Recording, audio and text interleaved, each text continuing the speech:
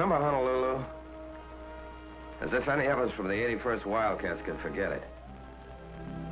Seems a lot longer than it really is since the days we played around here. Those 4 days at Waikiki, those Wahinis, if you got lucky. Of course, there were guys who'd rather go swimming. That's us. July 1944. Sleeping in the hot sun after all those rugged months of jungle training. Fat, sassy, and shaved. We thought then we knew all the answers. This came under the heading of morale building.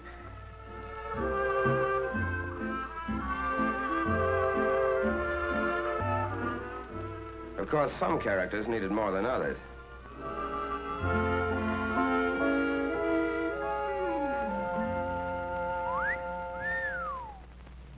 But while we were taking it easy, headquarters was doing its job.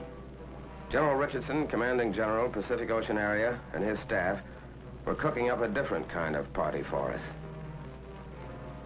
It began the day we started on the boat ride, wondering where the hell we were going and how we were going to do when we got there. 2 solid years of training in back of you, but training and climbing through the ropes on fight night are 2 different things. There were more than a couple of guys climbing that gangplank who were giving that subject their private attention. And we shoved off on our little excursion of about 6,000 miles over water.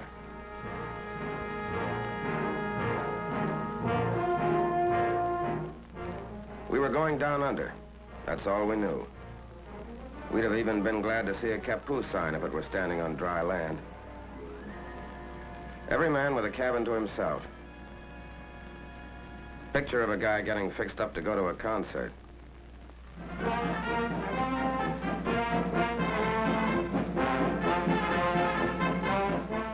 But it never made you stop wondering where you were going.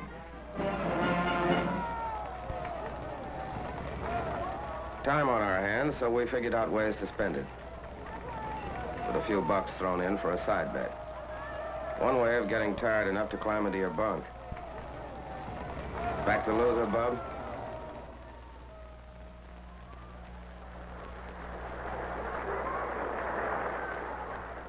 On number 3 hatch port side, the admirers of Lower Basin Street chamber music got it their way.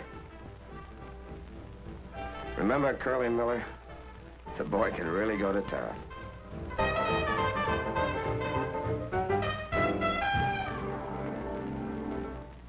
The day we crossed the equator and the shellbacks got their crack at the pollywogs.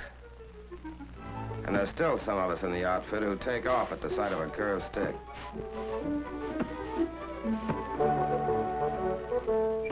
No, brother, that is not beer. Clipped, goosed, slugged, and half drowned, but no beefs. The collar merchants fitted the general for size.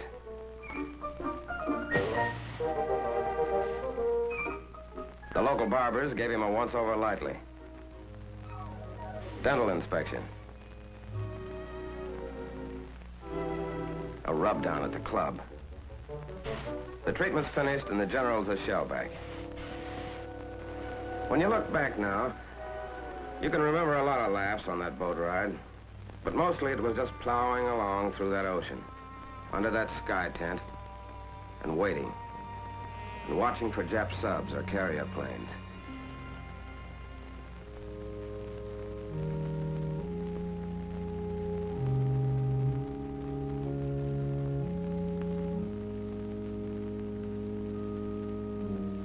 There was plenty of time for thinking. 30 days for it. Thinking about a lot of things you remembered. Sometimes about what was ahead. That was a special kind of thinking. And when you looked around, you saw you weren't the only one doing it. Somehow it made you feel a lot closer. It was the end of August when we dropped anchor off Guadalcanal in the Solomon Islands to go ashore for our dry run.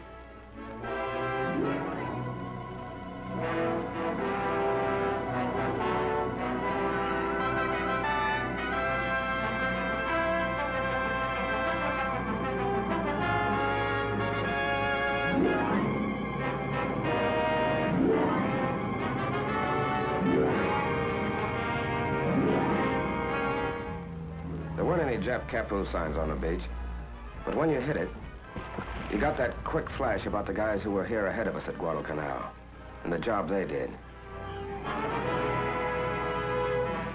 To look at it, you couldn't believe that beach had ever felt the bite of live ammo.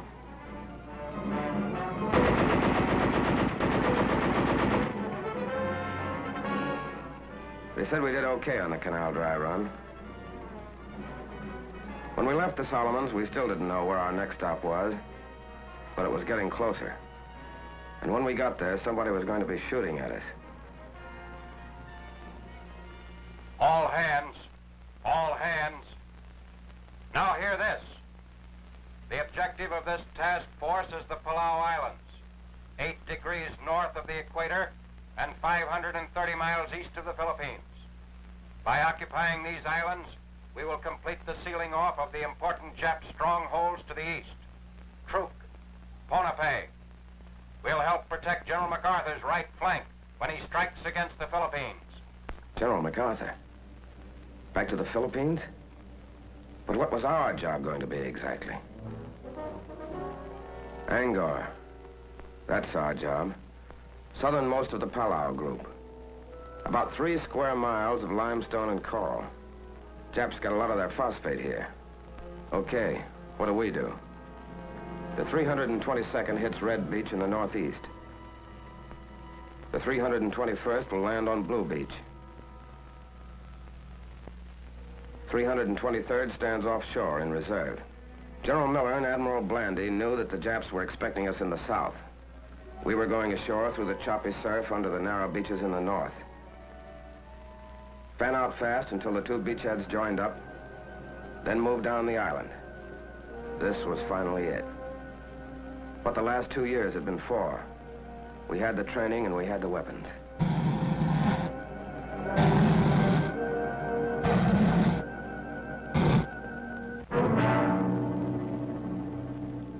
There was Anguar. On it, holed up in caves and pillboxes, was a tough Jap regiment with plenty of experience in China back of them.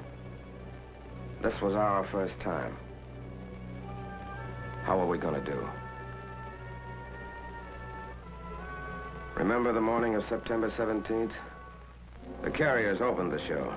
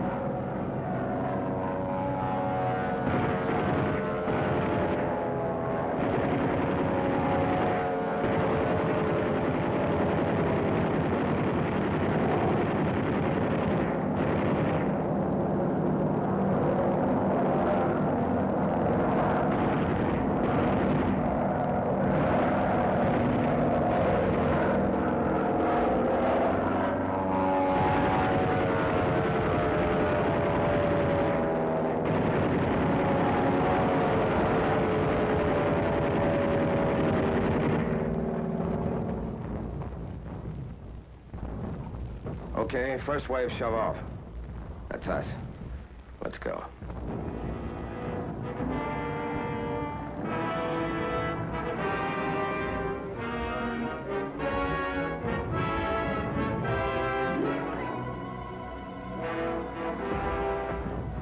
Scared? Who wasn't? At least the waiting's over.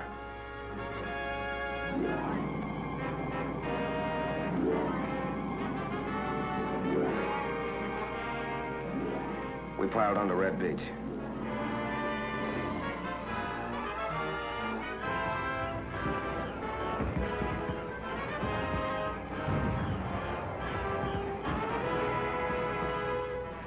Grab it, brother. You'll need it.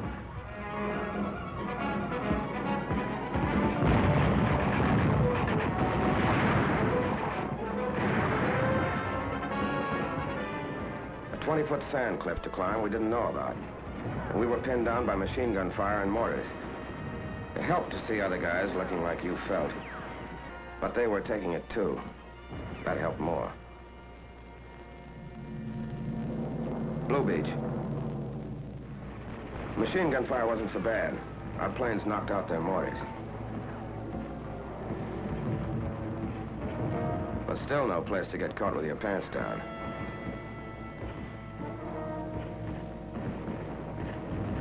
They had no regular defense line. They melted right into the ground. We had to blast or burn every damn last one of them out.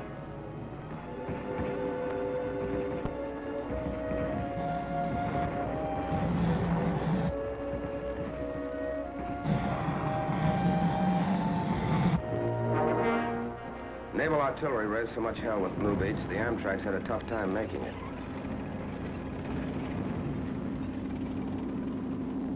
Back at Red Beach, things had got better. We were able to move in off the beach, which was also nicely torn up.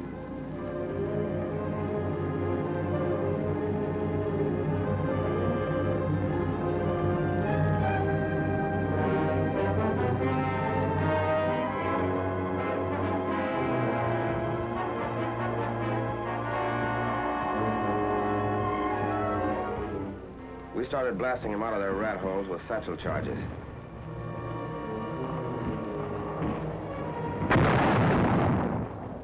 By H+1 hour, we had a combat intelligence center operating.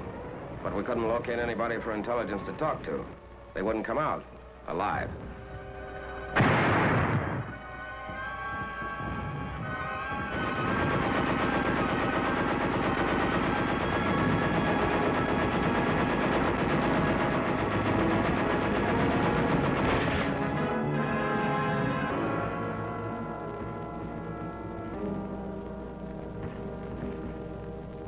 Medics brought casualties down to the beach while we went on burning and blasting, extending the beachhead. And for every litter that went out, 6 other guys came in.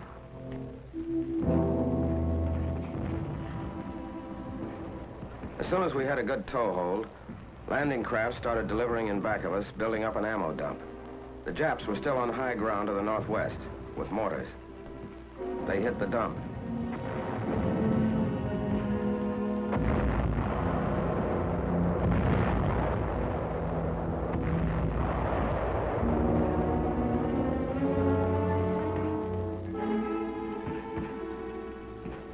We saved most of it.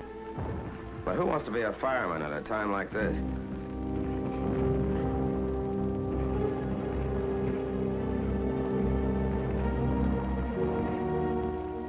General Miller came ashore the next morning to get a first-hand look at the scoreboard. It was no setup. Inland, the Japs were acting tough. We'd had snipers and mortars on us all that first night. Plus, they're trying to infiltrate through the lines for some quiet knife work. That second morning, we were behind schedule.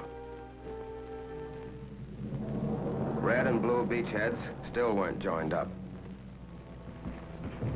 But we kept slugging until we did join up.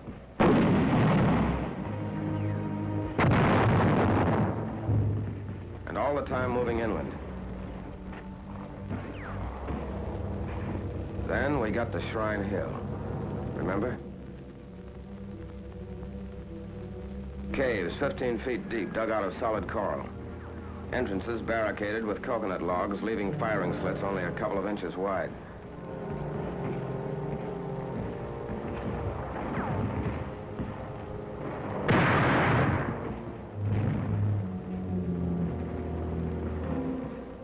They were tough monkeys. There'd still be some of them in there firing even after you'd put a 25-pound satchel charge under them.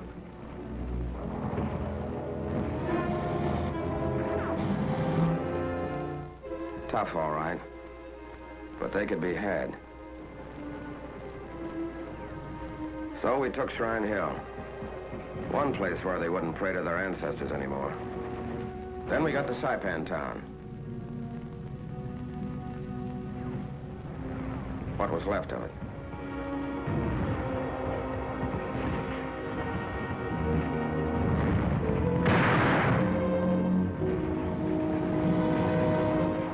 By this time, we'd cooked, blasted, or shot 600 of the little apes.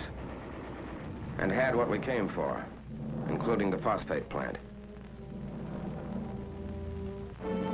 These phosphate diggings, about the best in all the Jap-mandated islands, were out of business at this stand permanently.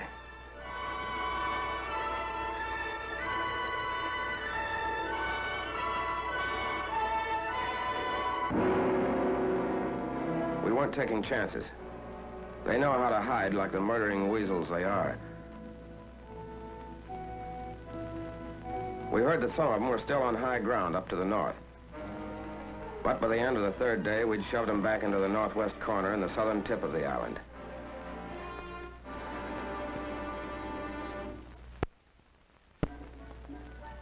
The first chance to let down in 3 days. While you clowned around, there were a couple of things rattling around in the back of your head. These guys you'd been with a couple of years, you realized you hadn't really known them until the morning you hit the beach together. You had a different angle on them now, and wondered if they were thinking about that too.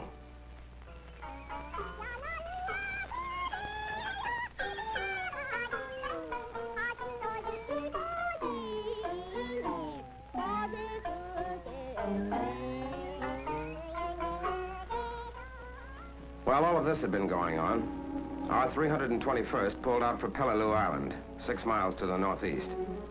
The 1st Marines were finding it heavy going up there. The 321st went up to give them a hand. The rest of us who stayed on Anguar had our own job to finish. The jungle was still lousy with Jap snipers, but we couldn't wait to clean them out to get the airstrip in.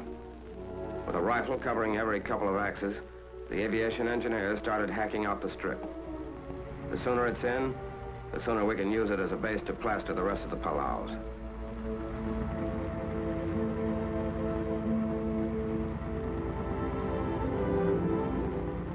Not quite right for a B-29 yet, but recon planes could start to use it, and did.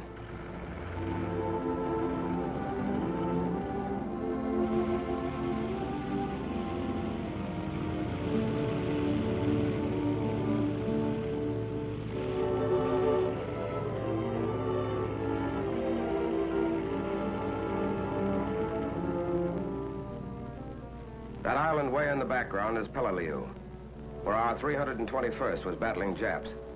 Anguar was ours, but not quite. Up in the northwest corner, there's a piece of high ground we were starting to call Suicide Hill. To get to it, we had to move up the narrow gauge leading from the phosphate works into the defile that, for good reason, got the name of Bloody Gulch.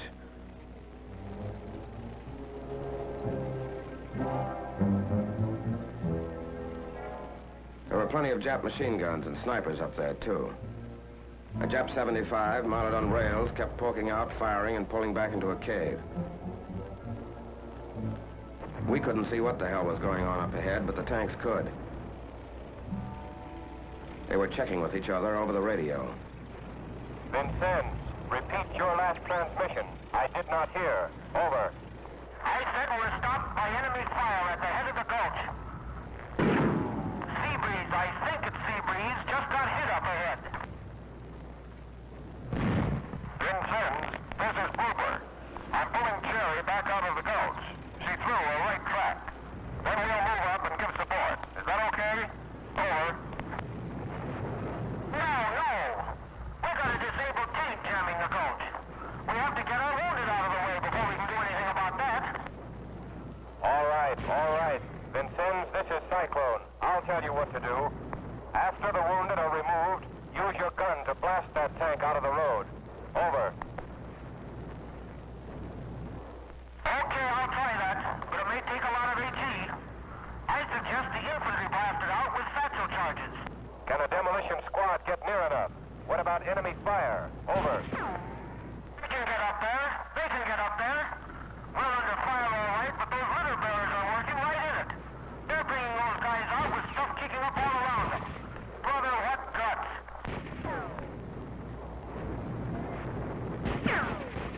right, then. I'll contact infantry.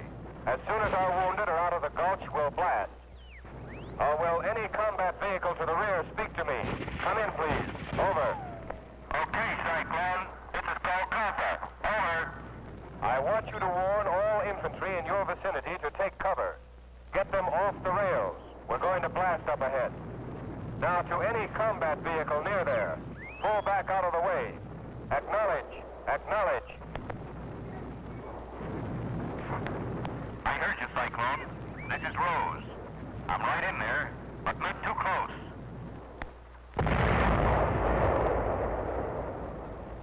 Not too close, he says.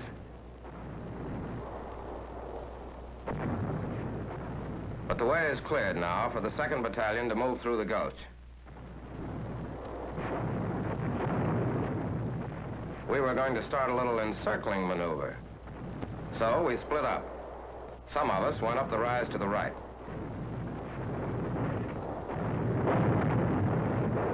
The rest of us went to the left, going in with everything we could carry.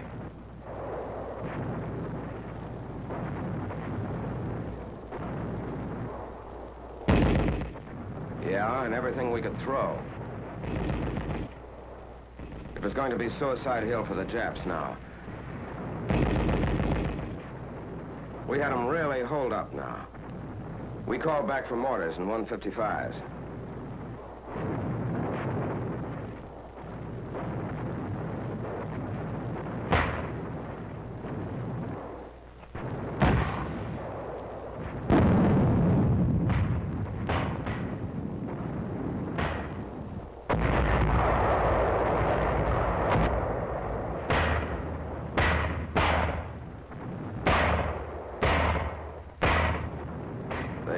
Got it. All afternoon and into the night.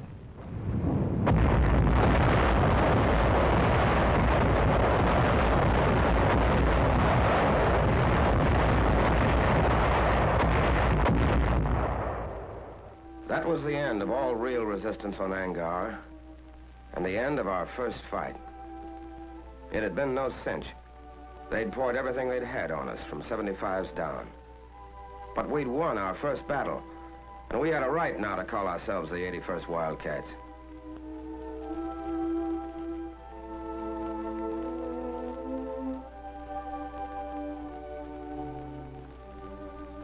When you watched those guys come out, you realized something you hadn't known. How mad you got when the bastards hit the guy next to you.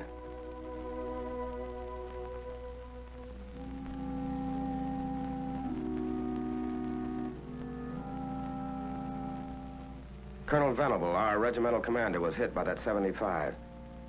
With the rest of our officers, he'd been right up there with us.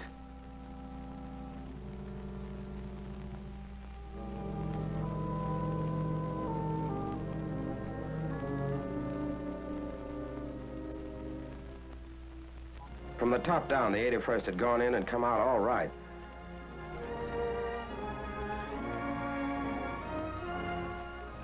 These are the faces of men who fight. These are the tired faces of men who have seen death. These are the faces of men from your own hometown who carried the flag of America a step nearer to Tokyo. Look at these faces. Here's the boy who sold you gasoline on a Sunday afternoon. Here is an American boy.